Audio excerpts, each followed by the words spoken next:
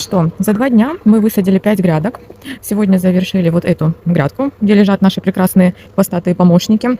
Рассада у нас еще есть. И было принято решение, что завтра будем подготавливать еще одну грядку. Скорее всего, что это будет грядка из подоустомы, потому что, ну, я думаю, вы прекрасно и видели, и знаете, и видно, что с устомой ничего хорошего не будет.